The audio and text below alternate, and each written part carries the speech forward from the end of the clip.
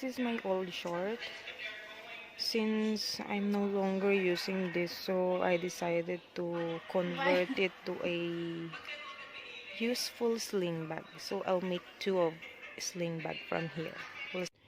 And this one, so we have to cut from here. From down, we will cut till there, that side.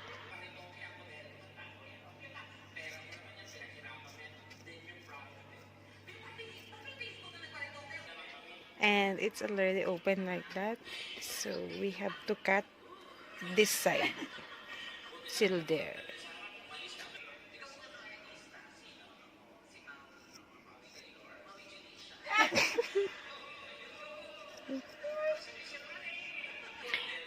And I have two pieces of this, so two sling bags, and cut this to make this equal size.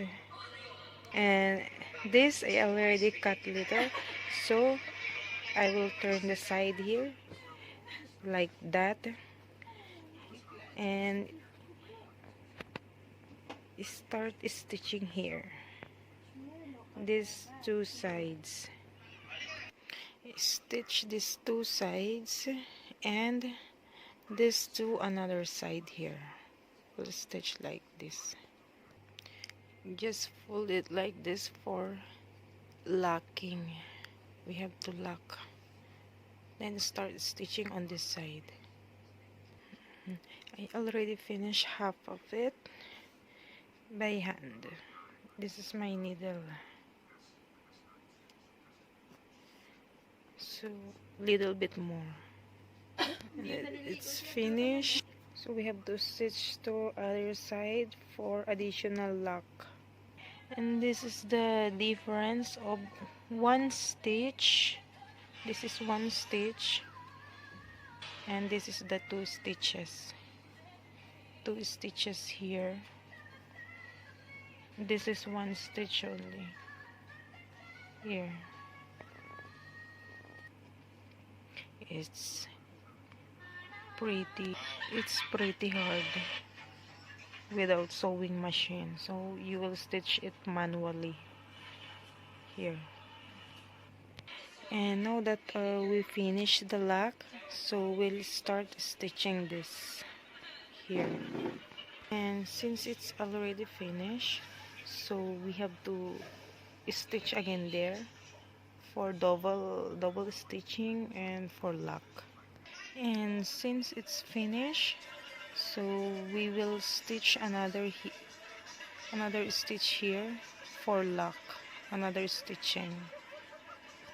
This is the double lock that I'm saying here, this side. Now we finish the stitch lock, so we will continue here on the sides. We will stitch now here for the final stitching. And this is for the sling bag. Here, still stitching these two sides. This is my newly handbag. So here, inside is like that only, and lock is just like this. You can remove it easily. One for me and one for my sister. My nice quarantine handbag. So let's check inside. Remove the lock like this. So it's just like that. A left and a right. So nice quarantine sling bag.